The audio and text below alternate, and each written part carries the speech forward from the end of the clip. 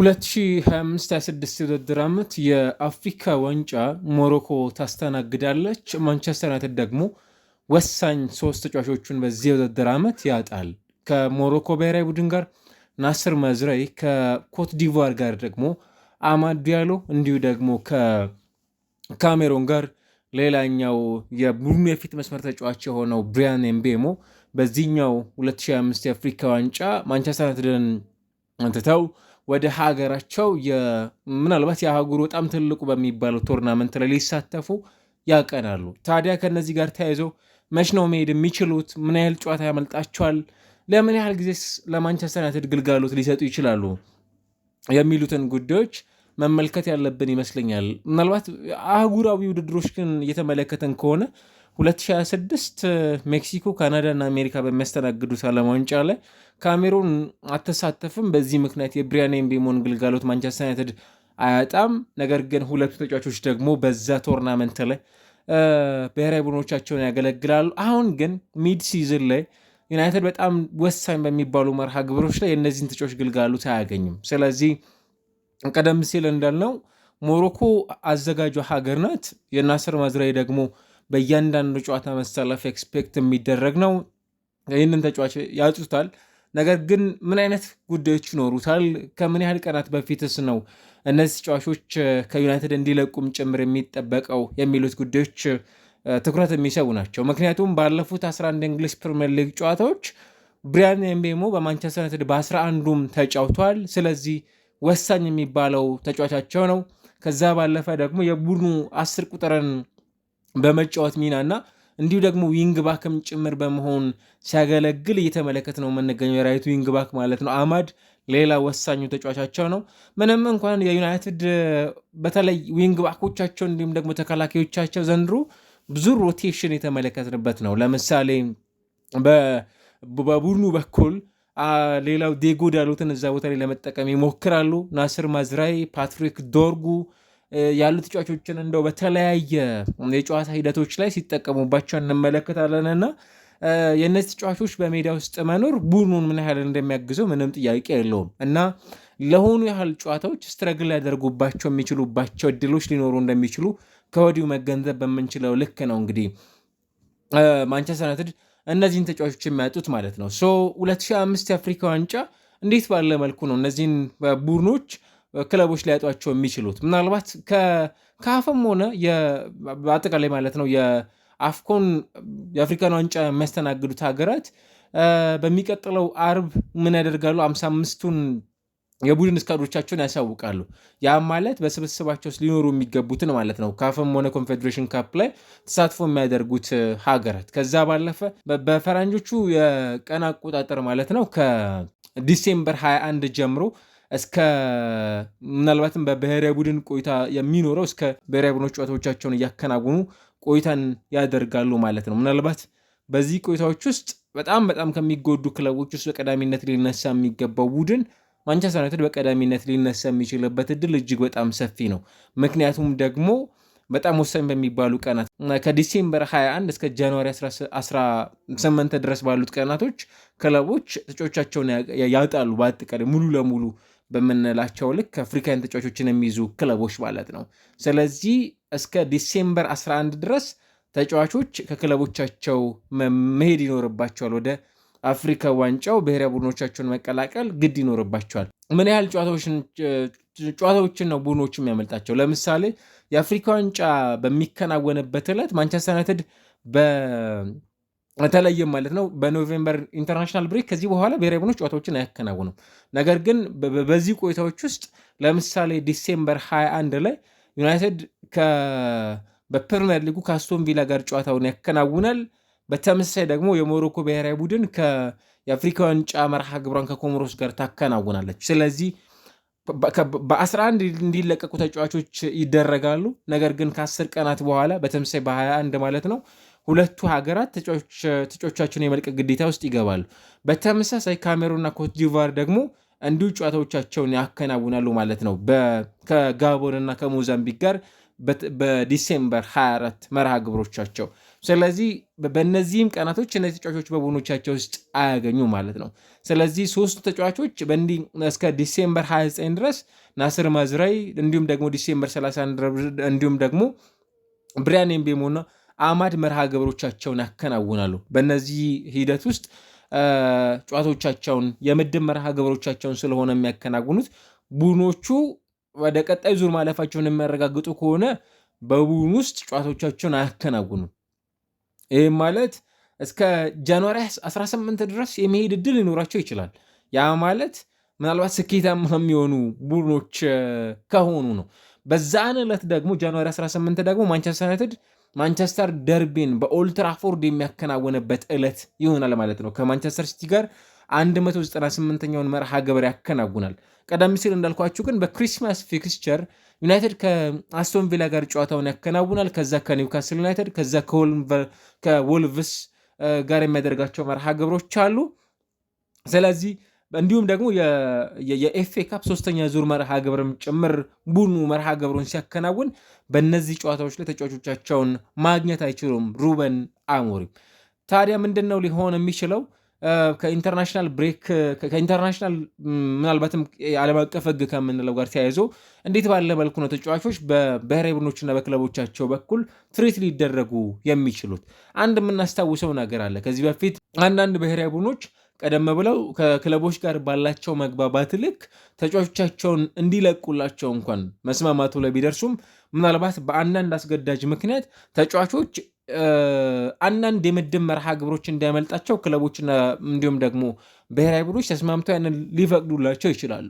ነገር ግን ደግሞ አንዳንድ ብሔራዊ ቡድኖች በፍጹም በፊፋ ሕግና ሕግ ብቻ ነው የምንመሰረተው ብለው የሚሉ ከሆነ እነዛ ጨዋታዎች ሊያመልጣቸው ይችላሉ። ወደኋላ መለስ ስንል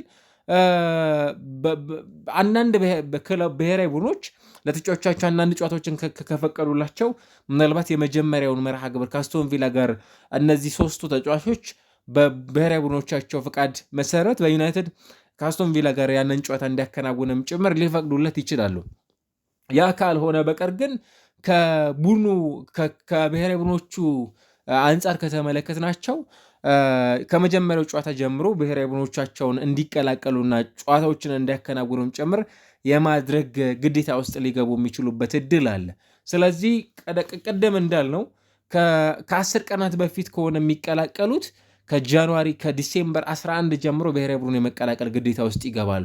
ምናልባት አንዱ ጥሩ ምሳሌ መሆን የሚችለው ከዚህ ቀደም 2023 በነበረው የአፍሪካ ዋንጫ ላይ እንዲህ አይነት ተጫዋቾችን ራሱ አንድሬ ኦናና የ2 ዓመታትን ኮንትራት በዩናይትድ ቤት ውስጥ ከፈረመ በኋላ ራሱን አንድ እንትን ብሎ ነበር። ከኢንተርናሽናል ብሬክ ራሱን አግሎ እንደነበረም ጭምር እናስታውሳለን። ከዛ የመጀመሪያውን ጨዋታ ፈቅደውለት ነበር። ለምሳሌ ማንቸስተር ዩናይትድ ከቶተንሃም ስፐርስ ጋር በነበረው ያ 2-1 በተጠናቀቀው ጨዋታ ላይ ይሄ ተጫዋች ይህንን ጨዋታ አከናውኖ ነበር ወደ ካሜሮን ማቅናት የቻለው።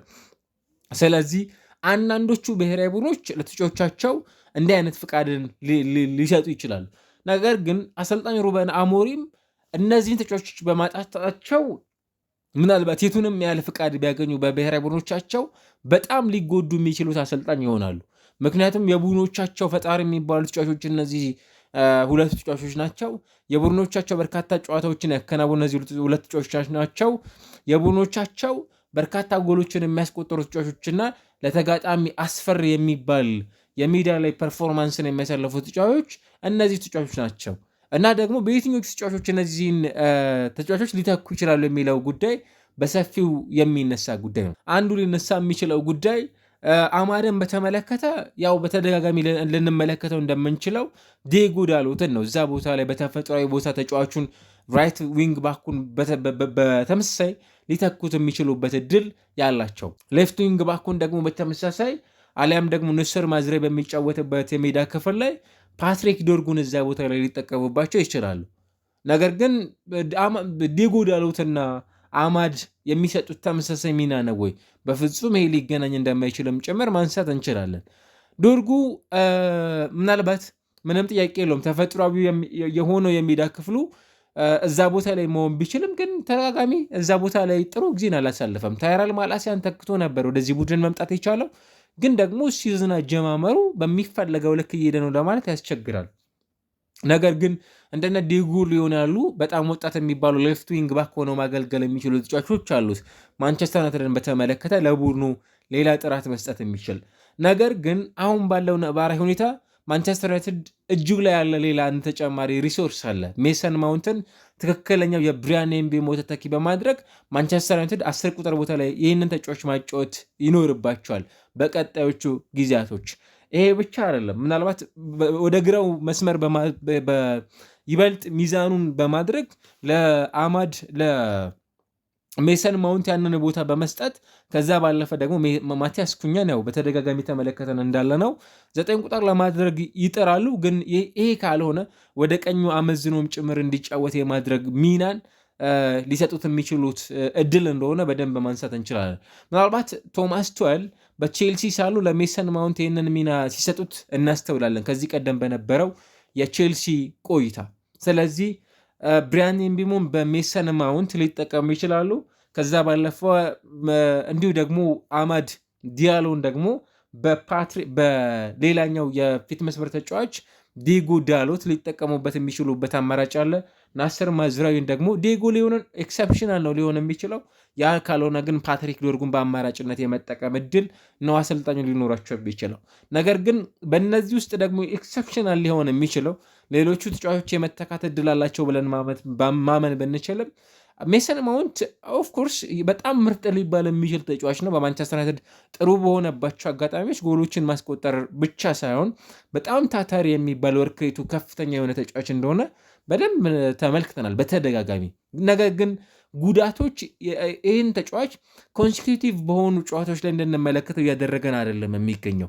ስለዚህ እንዲህ አይነት ጉዳቶች ደግሞ ለዚህ ተጫዋች በጣም በተደጋጋሚ ፈተናዎች ሲሆኑት ተመልክተናል። ስለዚህ ዩናይትድ እነዚህን ተጫዋቾች በቀጣይ የአፍሪካ ዋንጫ መርሃ ግብር ሲያጣቸው በምን አይነት መልኩ ሊጠቀምባቸው ይችላል፣ እነዚህን ተጫዋቾች እንዴት መተካት ይችላል የሚለው ጉዳይ ሰፊ ትኩረት ከሚስቡ ርዕሰ ጉዳዮች ውስጥ አንዱ ነው።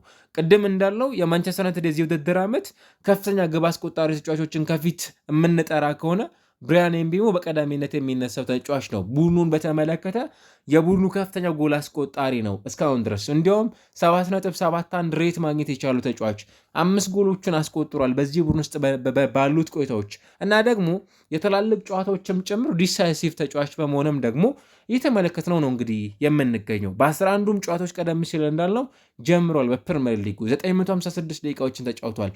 አንድ አሲስት አድርጓል ከነዚህ 5 ጎሎች ባሻገር እና ደግሞ ትላልቅ የሚባሉ ጨዋታዎች ላይም ተጽዕኖ በዛው ልክ ነው። ብራይተንን ለምሳሌ 4-2 ሲያሸንፉ ጎል አስቆጥሮ ነበር። የመጨረሻውም ጎል ከሊቨርፑል ጋር በነበረው ጨዋታ እንዲሁ ቶተናምን ሲያሸንፉ የመጨረሻው ከቶተናም ጋር ያቻ ውጤት ሲኖራቸው 2-1 ሲወጡ የመጀመሪያውን ጎል ማንቸስተር ዩናይትድ መምራት የሚችሉበትን ውጤት ማስመዝገብ የቻለው ተጫዋች እርሱ ነበር። ስለዚህ በጣም አስፈላጊ ተጫዋቻቸው ነው ማለት ነው። ዘንድሮ በፍጹም ሊነኩት የማይገባቸው ተጫዋች ነው። ከቡርኖ ፈርናንዴዝ በመቀጠል በቡድኑ በዚህ ውድድር ዓመት የተሻለ ፐርፎርም እያደረጉ ናቸው ብለን ከምናነሳቸው የዚህ ቡድን ቁልፍ ተጫዋቾች ውስጥ አንዱ አማር ነው። ቅድም እንዳለው በ10 ጨዋታዎች ዘንድሮ ተሳትፏል። ከ10ሩ በ9 በቋሚነት ጀምሯል። 2 አሲስት አድርጎ 1 ጎል ደግሞ ለማንቸስተር ዩናይትድ አስቆጥሯል ማለት ነው። እሱም በተመለከተ ሜዳ ውስጥ ለምሳሌ ከዚህኛው ከቶተናም የመጨረሻው ጨዋታ ላይ አሲስት አድርጓል። ከኖቲንጋም ፎረስት ጋር ጎል አስቆጥሯል በቡድኑ ውስጥ እንዲሁም ደግሞ ከሊቨርፑልን ባሸነፉበትም ጨዋታ አሲስት ያደረገ ተጫዋች ነው እና ደግሞ ብሔራዊ ቡድኑንም ጭምር በአይቮሪ ኮስት ከኬንያ ጋርም በነበረው ጨዋታ ጎልም አሲስትም የነበረው ተጫዋች ነው። ስለዚህ በጣም ፐርፌክት የሚባለን ሲዝን ደግሞ እያሳለፉ የሚገኙ ተጫዋቾችን ነው ማንቸስተር ዩናይትድ በዚህኛው የአፍሪካ ዋንጫ መርሃ ግብር ተጫዋቾቹን የሚያጣው ማለት ነው። ቅድም እንዳለው ማንቸስተር ዩናይትድ እንደ ብሔራዊ ቡድኑ መልካም ፈቃድ ምናልባት የመጀመሪያዎቹን መርሃ ግብሮች እንዲያከናውኑም ጭምር የሚፈቀድላቸው እድል ሊኖር ይችላል። ከዛ ባለፈ ግን የፊታችን አርብ ካፍ ወይንም ደግሞ አፍኮን ኦርጋናይዘር ማለት ነው በአጠቃላይ ስኳዶቻቸውን ሊስታውት ያደርጋሉ። በዛ ውስጥ ደግሞ የመጨረሻዎቹን ስብስቦቻቸውን ይፋ ሲያደርጉ መች ብሔራዊ ቡድኖች ከመጀመሪያው ከዲሴምበር 21 ጀምሮ በሚከናወኑት የአፍሪካ ዋንጫ መርሃ ግብሮች ባሉት ቆይታዎች ውስጥ ብሔራዊ ቡድኖች ተጫዋቾቻቸውን የማግኘት እድል ይኖራቸዋል። ስለዚህ ዩናይትድ ቅድም ባነሳናቸው በጣም ወሳኝ በሚባሉ የሊጉ መርሃ ግብሮች ላይ ተጫዋቾቹን ያጣል። ነገር ግን ቢያንስ ከአስቶን ቪላ ጋር የሚያደርጉትን መርሃ ግብር እንደነ ብሔራዊ ቡድኖቻቸው ጥሩ መግባባት ይህንን ነገር ሊያደርጉ የሚችሉበት እድል አለ።